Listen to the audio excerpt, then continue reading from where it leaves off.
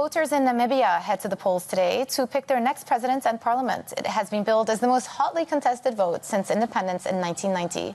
The incumbent ruling party, SWAPO, has dominated politics for the past 35 years, but is now facing strong opposition as public support weakens. Let's get more from our economy and government reporter in Johannesburg, Ntando Thukwana. Ntando, good to have you with us. Just walk us through why this election is so hotly contested. What are the factors contributing?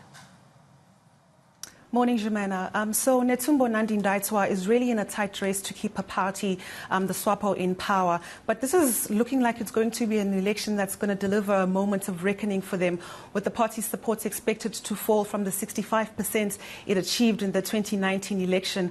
And that's largely because of the fact that voters are dissatisfied by the high levels of corruption, the high levels of unemployment and inequality. And on the other hand, you're actually seeing the Independent Patriots for Change. It's a new party contested in the election for the first time in 2019 and actually took a huge chunk from SWAPO and managed to get 29% of the vote. And those are some of the issues that are going to deem this a very, very tight election this year.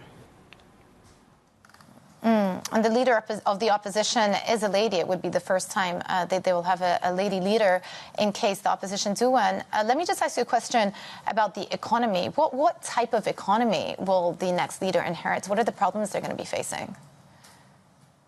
I mean, aside from the structural issues of high unemployment and weak economic growth, the next leader is about to inherit a country that is about to experience a boom in its oil and gas industry. Namibia is actually fast becoming a hot spot for gas explorations, and companies like Total Energies and Shell have really been making these huge discoveries. There have been a lot of discoveries along the Orange Basin and a lot more expected in other areas.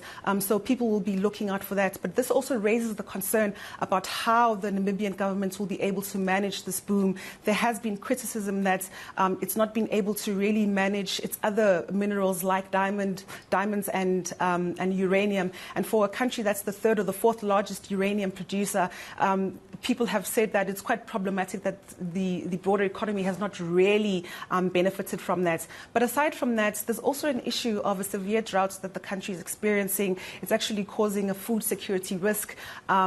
They've had to cull wild animals to actually feed people, like elephants.